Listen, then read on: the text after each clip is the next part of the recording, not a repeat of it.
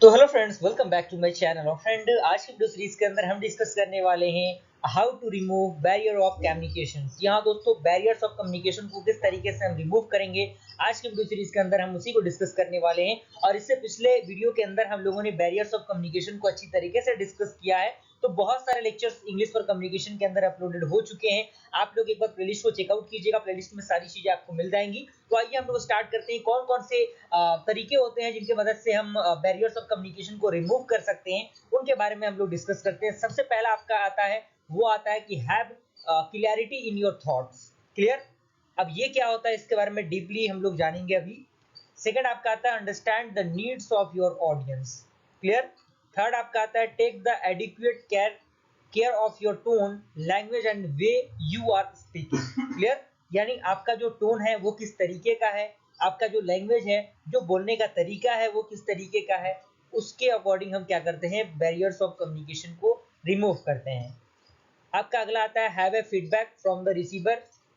अगला आपका आता है, keep a routine check on communication system. Then उसके बाद आपका आता है, make use of body language. Clear. अगला आपका आता है, avoid overloading too much of information. Then उसके बाद आपका अगला आता है, reduce the level of noise as far as possible. Clear हुआ। सेकेंड लास्ट आपका आता है, जिस तरीके का जिससे हम लोग कम्युनिकेशन के बैरियर्स को रिमूव करते हैं, वो आता है आपका, communication chain should be short. Clear. और लास्ट आपका आता है, keep your anger in control, यानी अपने गुस्से को काबू में रखना। ये भी आपके बैरियर्स ऑफ कम्युनिकेशन को रिमूव करने का एक तरीका है। अब आइए हम लोग बारी बारी से डीपली सारी चीजों को डिस्कस करते हैं। सबसे पहला आपका है, have clarity in your thoughts. कहने का मतलब क्या है, you should be very clear about your objective and what you want to convey. यानी आपका जो ऑब्जेक्टिव होना चाहिए कि बेसिकली आप कम्युनिकेशन के दौरान क्या रिप्रेजेंटेट करना चाहते हैं, क्या दर्शाना चाहते हैं, आपके जो रिसीवर है उसको, आपके माइंड में जो आपके थॉट्स होने चाहिए वो क्लियर होने चाहिए बिल्कुल। And arrange your thoughts in a proper order and then communicate accordingly. यानी आपका जो भी थॉट है, आपको जो भी डिस्क्राइब करना है, उसको एक प्रॉपर ऑर्डर में आपको सजा लेना है। देन उसके बाद आपको क्या करना है, कम्युनिकेशन स्टार्ट करना है। क्लियर हुआ। इसी में कह रहा है कि systematic communication and clarity in thoughts get adequately received and appreciated. यानी जो सिस्टमेटिकली कम्युनिकेशन होगा वो क्या करेगा, आपके थॉट्स जो होंगे उनको बहुत ही क्लियर तरीके से क्या करेगा, डिस्क्राइब करेगा, आपके इमोशंस को अच्छी तरीके से डिस्क्राइब करेगा, और जो रिसीवर होगा वो भी उन चीजों को अच्छी तरीके से समझ पाएगा। And aimless talk can be misleading, so you should always try to show that there is an aim or motive behind your talk. यानी टॉक से पहले आपका जो बेसिकली एम होना चाहिए कि आपका मेन एम क्या है इस कम्युनिकेशन का, वो आपका क्लियर होना चाहिए। अगर आपका वो क्लियर नहीं रहता है तो जो कम्युनिकेशन सिस्टम होगा वो काम नहीं करेगा, वहां पे बैरियर्स आएंगे आएंगे। अगला आपका आता है, understand the needs of your audience. यानी आपकी ऑडियंस क्या चाह रही है, आप जो कम्युनिकेट कर रहे हैं, क्या जो आपका सामने वाला रिसीवर है वो आपसे क्या डिमांड कर रहा है, उसमें भी आपको विशेष करके ध्यान देने की जरूरत है, जिसकी वजह से आप क्या कर सकते हैं, जो बैरियर्स होते हैं कम्युनिकेशन को, उसको रिमूव कर सकते हैं। तो इसी में पॉइंट कह रहा है कि you should be emotional and sensitive towards the need of your receiver. यानी जो भी आपके रिसीवर सामने आपके है, उसके इमोशन का भी आपको ख्याल रखना है कि हाँ, आप जो वर्ड यूज कर रहे हैं, क्या उससे उसकी जो इमोशंस है उस पर कोई प्रभाव पड़ रहा है, वो भी आपको ध्यान में लेके चलना है। And understand his behaviour, nature, culture and religion. However, it does not mean you cannot express your feelings, thoughts, but it simply means that you are showing respect of his religions, beliefs or thoughts and then starting your point of view. यानी आपको क्या करना है, जो सामने वाला receiver है उसके आपको क्या करना है, उसके जो बिहेवियर है, उसका जो नेचर है, उसका जो कल्चर है, उसका जो धर्म है, उस पर भी आपको विशेष करके ध्यान देने की जरूरत है कि क्या आप कोई ऐसी एक्टिविटी तो नहीं कर रहे हैं कम्युनिकेशन के दौरान जिससे इसके किसी भी फैक्टर पे उसका गलत प्रभाव पड़ रहा है, उस पर भी आपको क्या करना है, विशेष करके ध्यान देने की जरूरत है। Okay. And most importantly the message should also be structured as per his level of ability. Clear. Third आपका आता है, take adequate care of your tone, language and way you are speaking. यानी आपको क्या करना है, बेसिकली ध्यान देना है अपने टोन पे, किस तरीके का टोन आप यूज कर रहे हैं, लैंग्वेज किस तरीके से आप यूज कर रहे हैं, और कौन सा तरीका है जिससे आप कम्युनिकेशन को, जिससे आप स्पीकिंग को क्या कर रहे हैं, अच्छी तरीके से डिलीवर कर रहे हैं। तो इसी में पॉइंट कह रहा है कि a message should be framed in a simple and polite tone which attract the listener। यानी मैसेज क्या होना चाहिए, आपका फ्रेम्ड होना चाहिए एक सिंपल फॉर्म में, और उसका जो टोन होना चाहिए वो काफी पोलाइट होना चाहिए, और वो क्या करे, जो डायरेक्टली लिसनर है उनको क्या करे, अट्रैक्ट करे अपने तरफ। क्लियर हुआ? यानी लिसनर जो है उस चीज के तरफ अट्रैक्ट, उसका जो अट्रैक्शन हो वो बढ़े। And care should be taken to keep the sentence short and simple.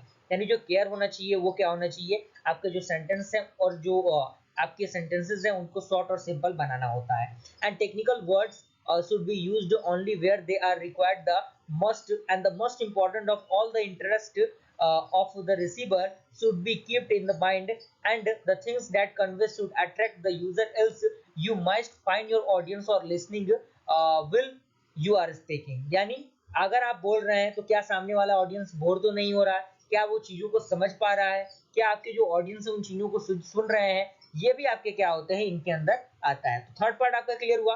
अगले पार्ट की तरफ हम मूव करते हैं। अगला पार्ट आपका है have a feedback from the receiver. यानी आपके जो रिसीवर हैं उनसे फीडबैक लेना जरूरी है, उसी वजह से आप क्या कर पाएंगे, बैरियर्स ऑफ कम्युनिकेशन को रिमूव कर पाएंगे। यानी कहने का मतलब क्या है, जैसे मान लीजिए कि कोई भी जैसे यहाँ पे मैं स्टेटमेंट को थोड़ा सा पढ़ के बता देता हूँ। कह रहा है कि avoid asking listener and have you understood, ask them instant their view about what you have said, the aspect they had grasped from your message। यानी कहने का मतलब क्या है कि जो भी आप इंफॉर्मेशन दे रहे हैं रिसीवर को, क्या वो रिसीवर उस इंफॉर्मेशन को समझ पा रहा है या नहीं।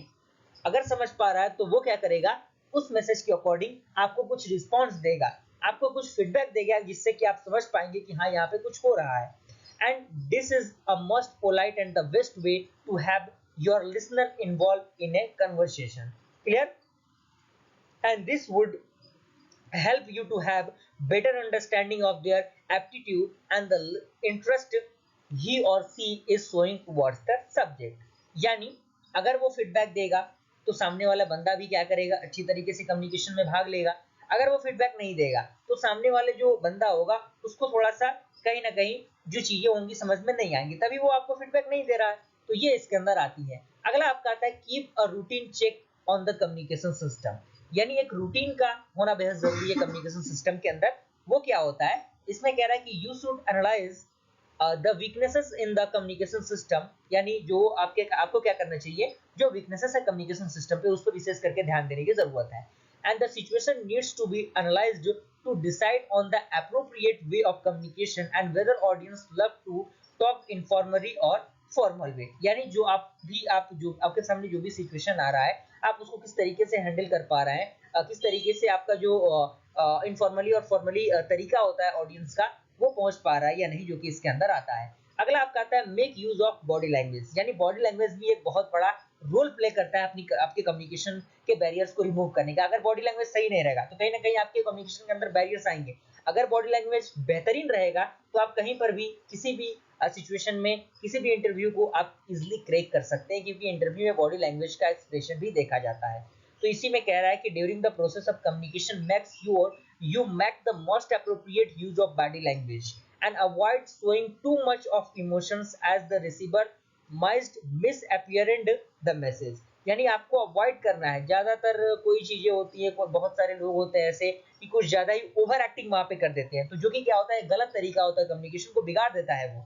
And try to always keep a smiling face while talking and make eye to eye contact with the listener, but make sure not to keep your eyes gazed at the person for than more than 5 seconds and avoid too much flittering of eyes which indicate you are not conflict।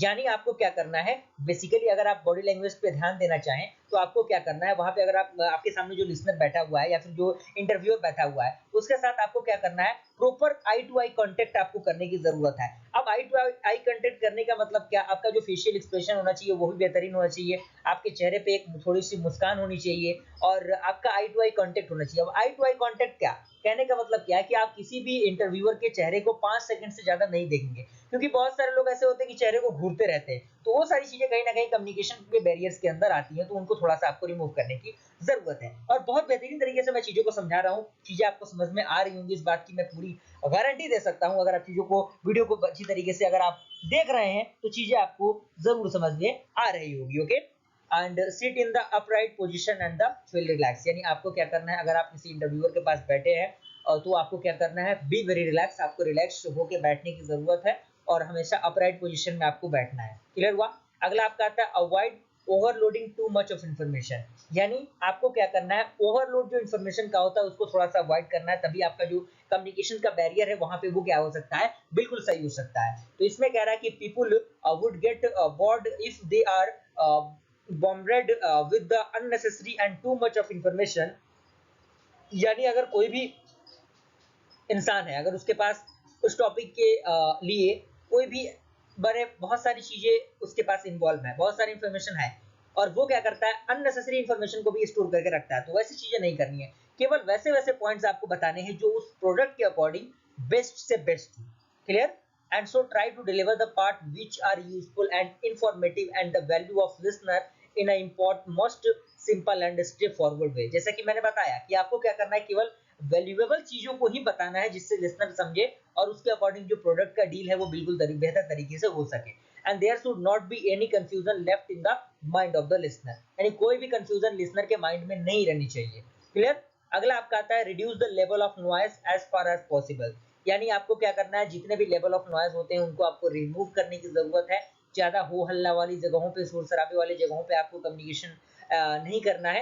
यानी इसमें कह रहा है कि always make sure to speak and interact with the someone where there is no noise and least disturbance, यानी कम से कम disturbance होना चाहिए कम्युनिकेशन अगर आप कर रहे हैं तो।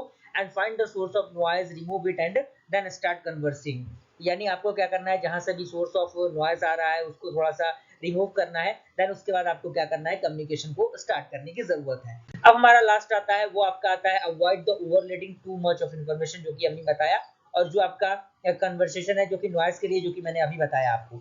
लास्ट आपका है, सेकंड लास्ट, वो है आपका communication chain should be short, यानी कम्युनिकेशन चेन क्या होना चाहिए, काफी छोटा होना चाहिए, ज्यादा लंबा चौड़ा कहानी वहां नहीं होना चाहिए। जैसे मान लीजिए कोई प्रोडक्ट है, उस प्रोडक्ट के बारे में आपको पूरा अच्छी तरीके से डिस्क्राइब नहीं करना है, सिर्फ वैसे वैसे पॉइंट्स डिस्क्राइब करने हैं जिनसे जो आपका जो रिसीवर है जो उस प्रोडक्ट को खरीद रहा है, उस प्रोडक्ट के बारे में उससे पता लग जाए कि हाँ ये प्रोडक्ट का ये है, ये एडवांटेज है, ये फीचर्स है, ये हमें इतना प्रॉफिट देगा, उसके बारे में आपको बताने की जरूरत है। तो यही आपके इसके अंदर आ रहा है, इसको आप अच्छी तरीके से पढ़कर समझ सकते हैं, कोई बहुत बड़ा रॉकेट साइंस इसके अंदर नहीं है।